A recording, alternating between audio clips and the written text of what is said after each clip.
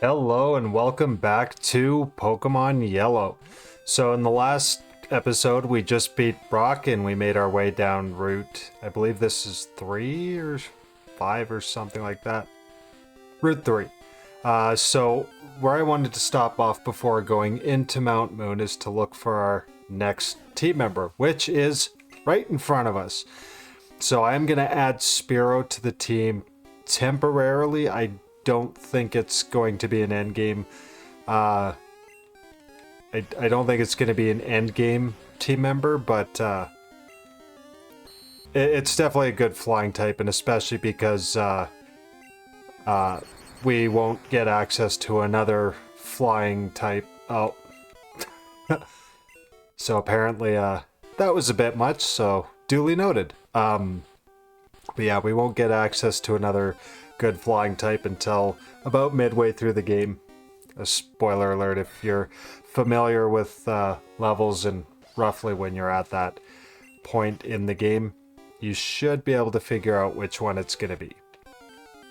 But yeah, I didn't use Spearow for a long time, and then I used it during a playthrough and I'm like, oh, this thing's like awesome. So we'll just give it a quick paralyze. Quick tail whip. Just so we can get a little bit of extra damage on quick attack. And this is one of the reasons that I wanted quick attack on Pikachu. Just because, again, with flying types, like you want to be able to paralyze anything. Paralyze or put anything to sleep. And obviously with flying types, it doesn't take much to take them out really easily. Okay, so here we have Spearow. And yes, we are going to give it a nickname. And I'm just going to put something completely random.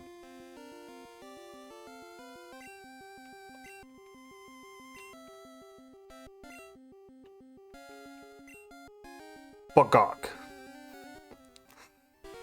Alrighty, so now that we have the next member of our team, I'm going to quickly pop in and get it healed up because I'm going to be using it right away to get it caught up to the rest of the team, and I'll see you coming out of the Pokemon Center. Alrighty, so that was nice and quick, and we can go on into Mount Moon. So this is going to be a bit annoying. I'm going to try and keep my narrative appropriate, and I'm going to try and trim things as best as I can. Obviously, the entire floor has random encounters, so I'll try to cut out what I can and try and keep my narrative so that I can reasonably edit it so that, you know, this isn't too long of a trek. Nope. Didn't swap things out. That's okay, because I would have just swapped straight over to Kinger anyway, because again, Weedle, poison. And yeah, so yeah, I'm gonna do the best I can. This is the first time I've tried to go through such an encounter heavy area with narrative, so we'll see how it goes. I hope that it's not too bad, or as I go through the playthrough, it gets easier to figure it out.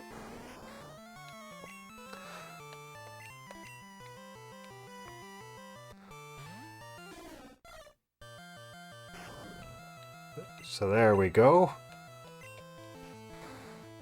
So not quite ideal because of Harden, but the fact that Peck does have double damage available, especially with critical hits, I wasn't as worried about this dragging out too much. And obviously, again, the more experience I can get on Spearow early on, the better, and kind of get it caught up. Nope, not you. Switch with you.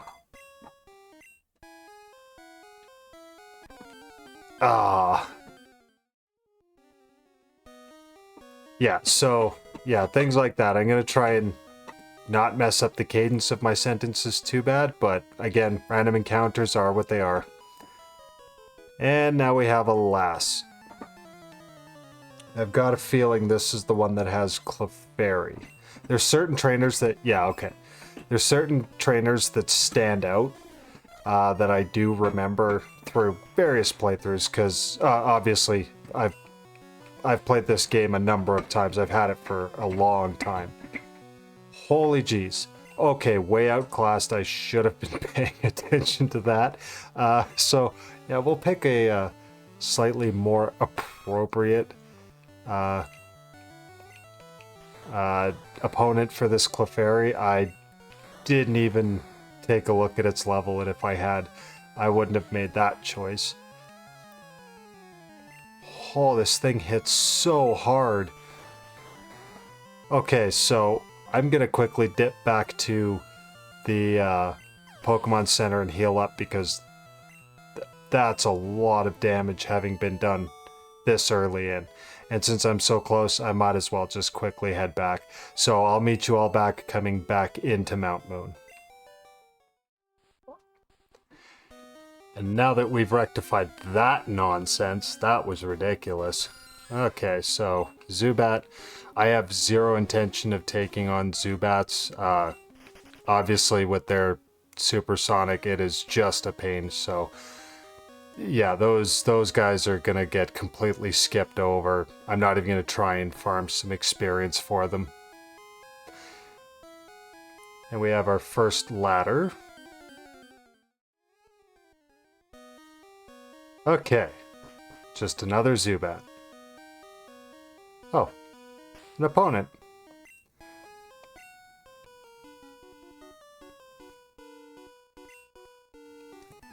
So this is our first encounter with Team Rocket. The iconic villains of the franchise. Okay, we're gonna swap you out for... I'm gonna guess... Yeah, I'm gonna guess that Flutterby is gonna be the best option.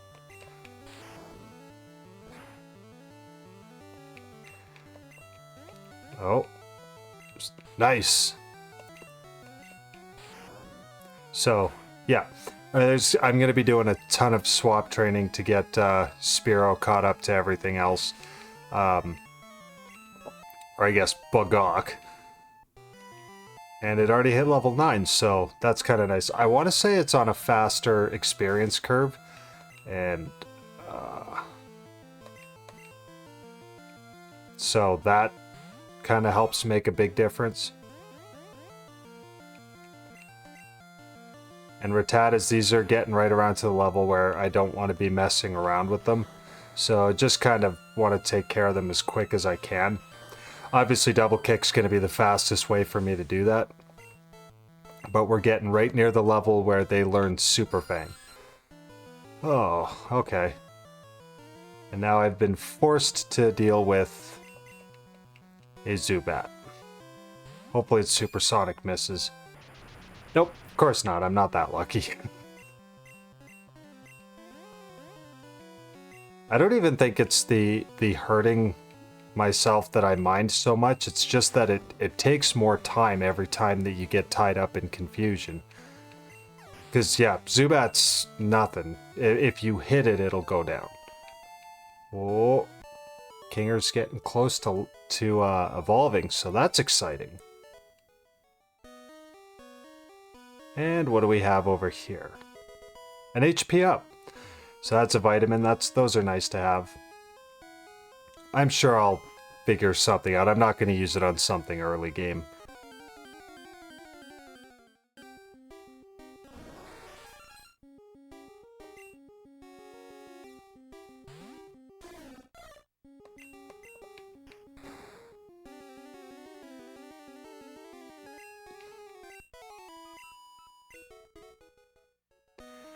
So that encounter was just a Paris. That's one thing that I absolutely, with Spearow out front, I'm going to be using Peck on those, because being a grass bug type, they will go down really quickly because they're 4 times weak to Peck, so it's basically a guaranteed one-shot. And I believe this is a scientist, and does he have Magnemite? Yeah. Yeah, I remember this from Gen 3. We're gonna swap that out right now, and I don't have a great answer for it. Kinger, I guess? Oh, it doesn't have steel typing, so it's not as big of a deal. That's okay. That just means Horn Attack will do just fine.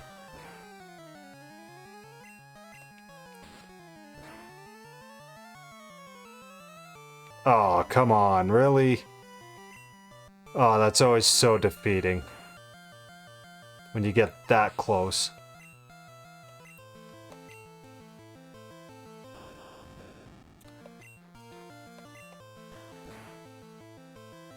Ooh.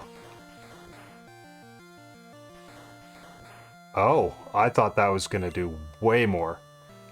Because Voltorb definitely isn't bulky by any stretch of the imagination. It's supposed to be fast. I believe Electrode's the fastest Pokemon. It's either at all or in Gen 1. I'm not sure where it sits now, but in Gen 1 it definitely was. A potion! Actually, that's my cue. So yeah, I've found like 10 potions at this point, so yeah, they're not scarce early game.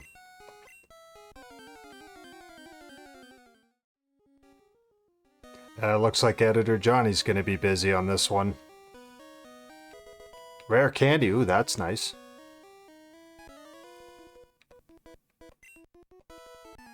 A youngster? Oh, bug catcher. Oh, that's gonna be great practice for Bugok.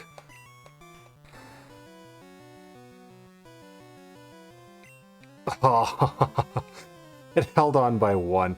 I hate that. I hate that so much.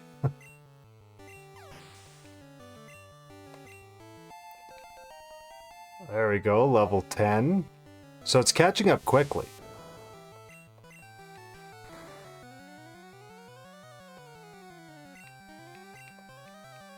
And it's going to do Harden, and that's not going to mean anything. This should be a 2-shot. So there we go, that's another 153.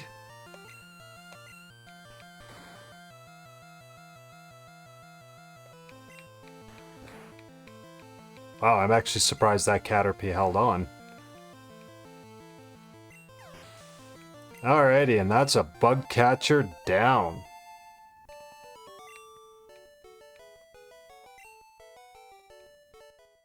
Oh, just saw that there. Escape rope?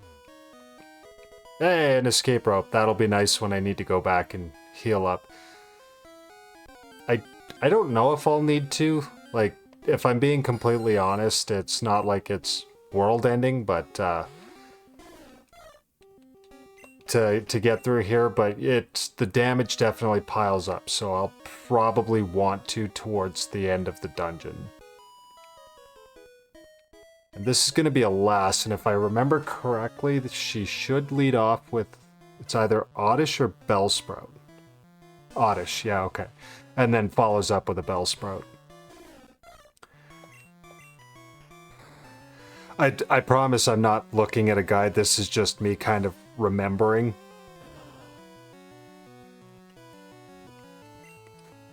I'm not shy of creating guides for myself for like especially longer games like Ocarina of Time. I absolutely have a guide just to make sure I don't miss any Skulltulas.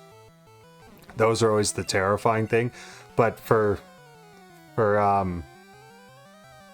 game like Pokemon Yellow, yeah, I have no need for a guide. But again, you go through the game enough times. There's certain trainers that just stand out to you for some reason. Not that I think that if I had a guide that would cheapen the playthrough at all. Because yeah, this isn't a first time playthrough of this game by any stretch. Ooh, ladder. another ladder. What is this? TM01. That's going to be Mega Punch? Yeah. Ha. Let's see. Where are we sitting at? I'm gonna guess, even though he's a little bit strong, I'm gonna guess that the leadoff should be Kinger.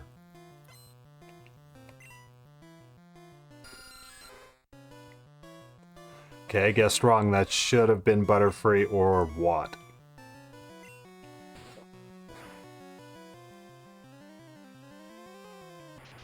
Ah.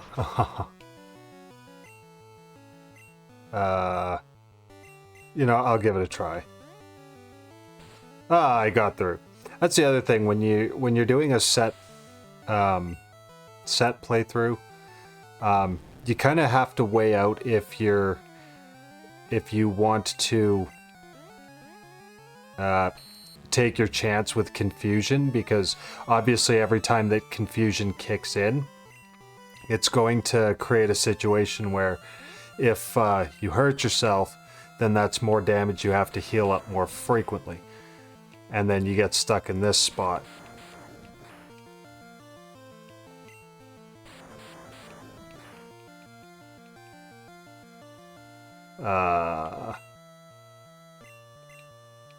Yeah, okay, I'm gonna swap out. That just seems like the smart thing to do right now. And it missed. Fantastic. So I hit it. It's probably going to take 2 confusions because, yeah, Butterfree doesn't have a high special stat. Oh, and it didn't even poison me. Fantastic. So, yeah, it's these little victories that you want to hold on to. And Kinger just hit level 16, so it's actually a good thing that I held on because, or swapped out, I guess, because Kinger is now evolving into Nidorino. So that's always super exciting.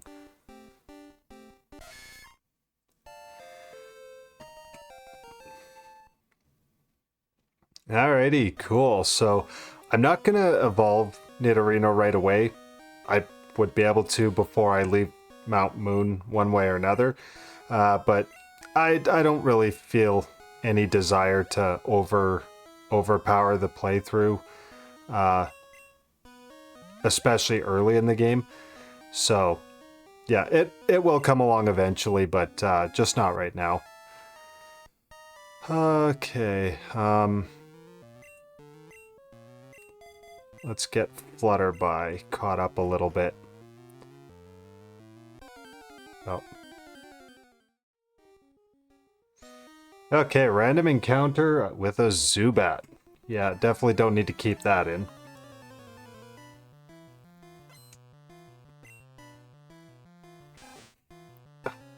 Of course it's going to be a Rattata. Yeah, with quick attack. See, that's the one problem with Nidorino jumping ahead on everything else, is it's just so useful in this part of the game. So, poison powder. Sure, because I don't see a reason why I would use tackle.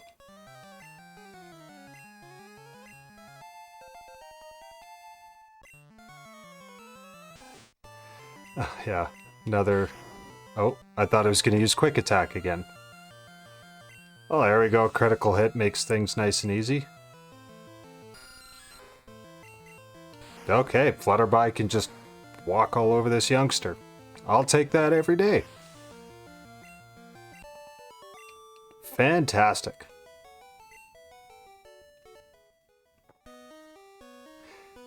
And if I'm not mistaken, there's a hiker right above me here. And yeah, I'd have to use... Yeah. Yeah, I figured there was a hiker right there. So it's either use Flutterby or use Kinger. and Kinger is, again, pulling ahead on everything, so I want to kind of curb that a little bit.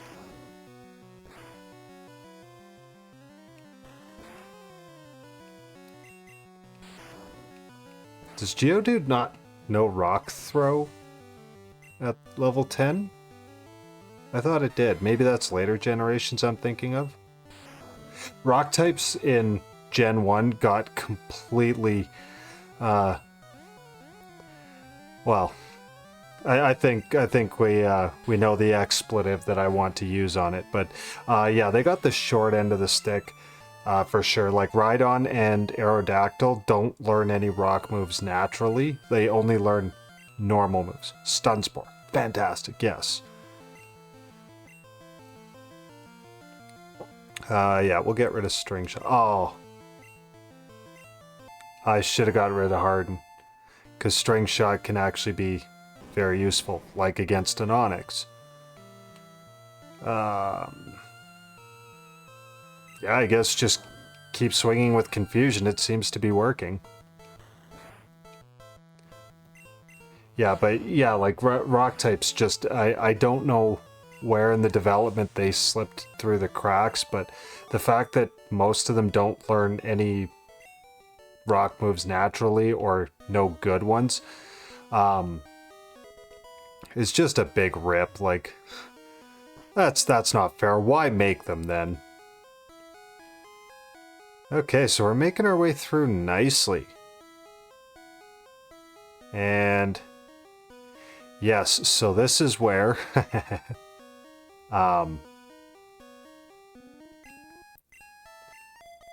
this is where I want Kinger. I'm not going to be shy about this one,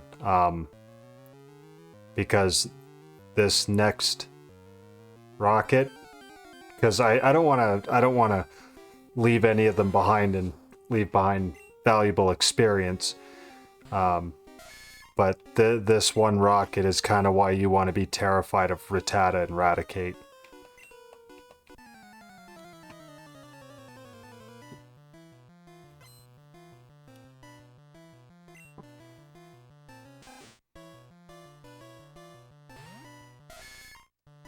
So yeah, we're just going to hit this thing as fast and as hard as possible. Because this is, I believe, right around when they learn Super Fang. And Super Fang automatically cuts whatever health you have in half. Oh. Am I thinking of later generations? That's part of the thing, is it's so hard to remember which one's more terrifying, because there's certain situations where one game's better than another. It might have been Generation 3 remakes that I was thinking of, where that rocket actually has a Raticate, or that Rattata knows Super Fang.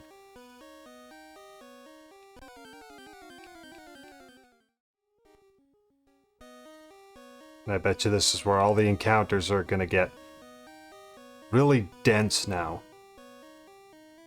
But we're almost at the end of Mount Moon, so that's kind of nice. We've only got a few more battles. This, like the last episode, is...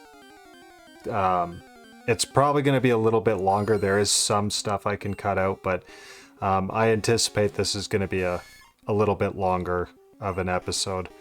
Which I've been trying to avoid with this playthrough, but it just plays out the way it plays out, I suppose.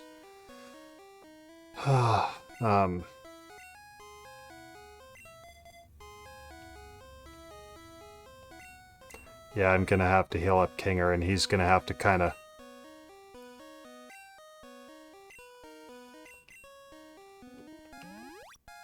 Yeah, it should be good enough. He's gonna have to brunt probably the most of the weight of this battle. Actually, the next two battles, I think.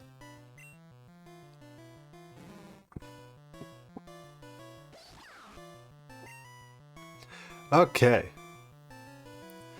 I guess we'll just go with a quick Thunder Shock on the Grimer. Yeah. Well, they're paralyzed, so that helps. Yeah, I guess swing away, because Grimer's pretty bulky overall. And I don't think Quick Attack will do much of anything to it.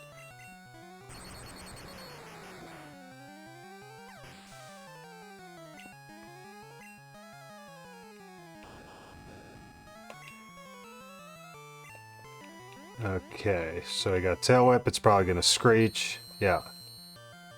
Which... maybe this is a good idea? I don't know. It'd be nice if I had a move that was... oh, what am I doing? That was... helps if I pay attention to what I'm doing. Oh, yeah. Yeah, that stung a little bit.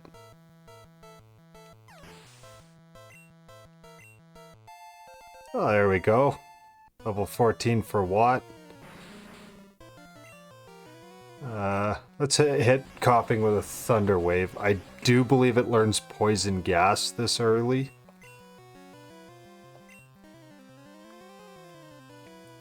I don't know if it's this early or if that was Smog I was thinking of, but yeah, definitely gotta be careful of that. I have antidotes because I have been weary of this situation, but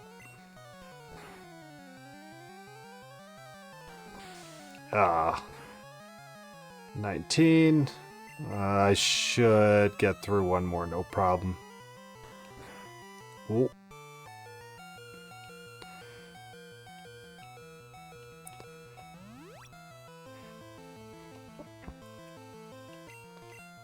That's always helpful.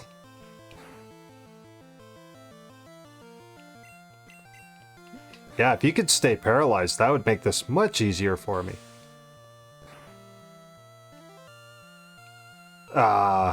That's what I was afraid of. I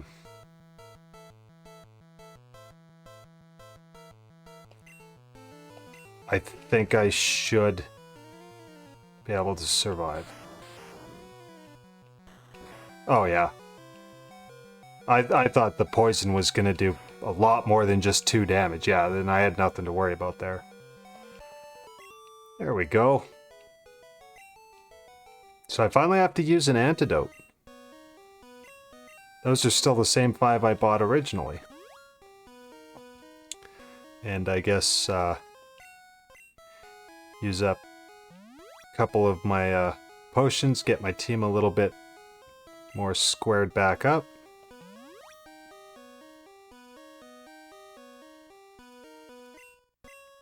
Okay, so I get to pick one of these fossils. So there's the Dome Fossil and the Helix Fossil. I'll take the Helix Fossil because, from what I understand, the internet would yell at me if I took the Dome Fossil. I like Kabutops as a design, but Omastar's just objectively a better battling Pokemon, so it makes no difference to me. I've got all 3 Gen 1 cartridges. I can freely get to this point in the game, grab the opposite one, and yeah, I'm not too worried about what I select. Okay, and now we're gonna take on another Ekans. We'll just go for a straight up Thunder Shock.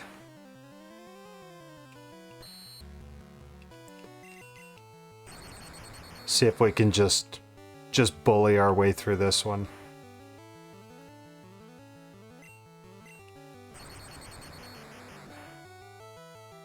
There we go. And Meowth. So that was one thing I did really like about this game, that they threw in Jesse, James, and Meowth as part of the playthrough. It was a nice little touch. Oh, okay, so that wasn't a good idea.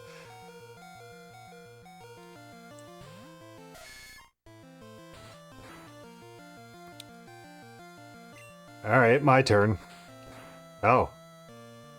2 hits in a row. Well, here's another 2 hits in a row. Double kicks solve so many problems early game. I love it.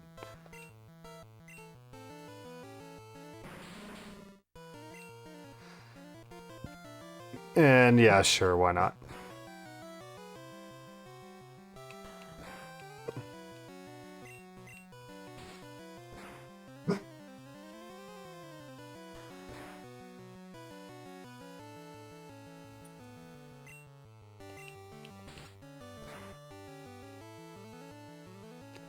Okay, one more should do it. I'm a little disappointed that a coughing got Kinger that close. Ah, there we go. More level imbalance.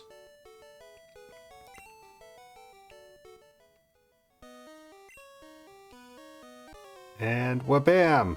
Off they go. So, here's where I'm going to actually cut the video, because as soon as I come out, I'm going to be leaving Mount Moon, and that's where I'm going to start the next episode, and we'll continue on to the next town. So thank you so much for watching the video. If you did like it, don't forget to drop a like. If you really liked it and want to see the series as it comes out, don't forget to subscribe on your way over to your next video. And until the next one, thank you and all the best.